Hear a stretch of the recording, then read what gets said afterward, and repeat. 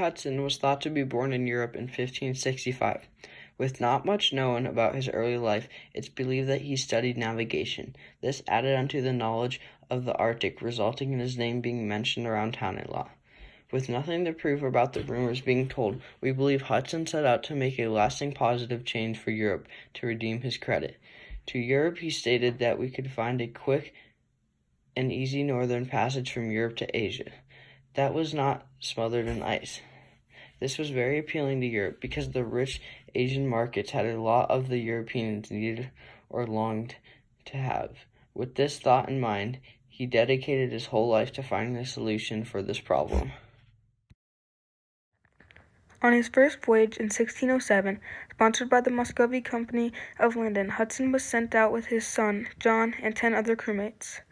They sailed east onto the edge of the polar ice pack until they came upon the Svalbard archipelago, which is where they ran into ice for the first time and needed to turn back. This resulted in his first of many unsuccessful expeditions. In the next year, sponsored by the same people, Hudson set back out, heading in the same direction again in the middle of the Svalbard archipelago. This new route to the east of the Barents Sea that brought Hudson's crew hope was also sadly blocked by ice, which ended as his second failed expedition.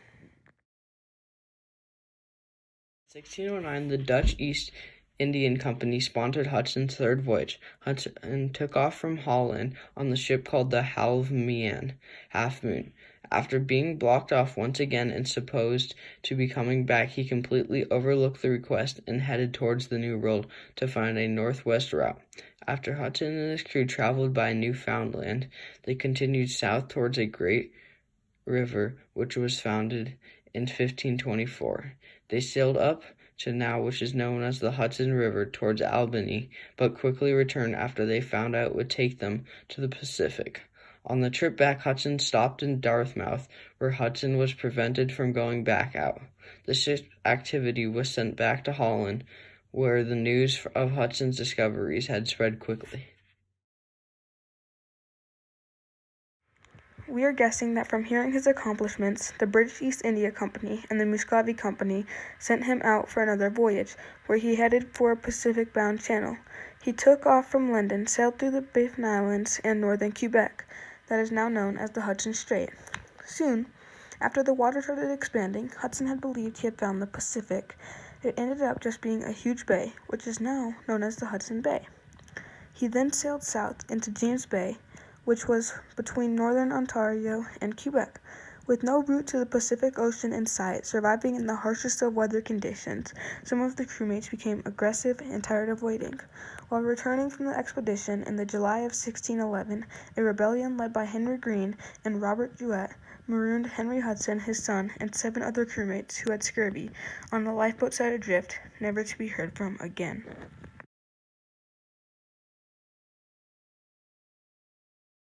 Unique facts. Before Hudson was returning to Amsterdam from his third voyage, he went back to his home in England and was arrested. Hudson sailed with one of his sons. Hudson navigated the region known today as New York. He had 4 different voyages. Hudson repeatedly tried to find a new route from Europe to Asia with no success. Although he had no luck with his original mission, he was responsible for founding New York and is well known as one of the founding fathers in Canada due to his finding of the Hudson Bay. There is also more water named after Hudson than any other person in the world. This includes the Hudson Bay, the Hudson River, and the Hudson Strait.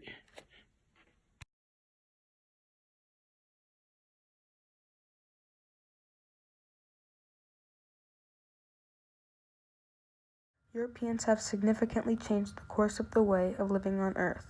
Starting all the way from the Cretaceous period, there was one driving source that wiped out all of the dinosaurs. Though we don't know completely what it is, it seemed to have been a giant meteor. This whole scene was replayed with Columbus and the Europeans as the meteor, with so-called discovering this place, and the Native Americans as the prey, or the dinosaurs.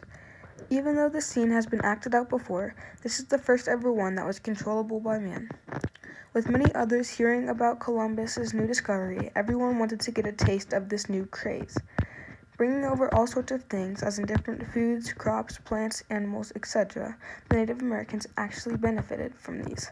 Sadly, the Europeans also brought over diseases with them, which is estimated to have killed off over 90% of the Native Americans living there. With all of these Native Americans randomly disappearing, to many navigators and explorers the country seemed empty. Because of this false thought, many Europeans came over to America and settled. Without this happening, even if it wasn't a positive event that went down, we wouldn't be where we are today. Who knows what would be going on right now if the Native Americans still roamed this continent.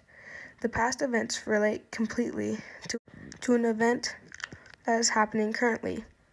Though it is not much thought of or brought up, space exploration is just an advanced repeat of what had happened with the Europeans and Native Americans. If we somehow found a planet that is suitable for humans, that will last forever, we will be in complete shock and be destined to transport our kind there no matter what it takes. In this situation, Native Americans would be replayed as aliens if someone like Columbus came across them, and us, being our greedy selves, we would push through, most likely killing every one of them to make a change, acting as the Europeans. Now, yes, there are still animals like crocodiles who have been here longer than dinosaurs, and yes, there are still Native American tribes out there, but there is not enough of them to be a huge contribution in our world. I don't know how long the cycle has been going for or how long it will be repeating, but it keeps happening, and there is no ambition to stop it. I predict that this cycle will go on and on until we tire ourselves out and become extinct ourselves.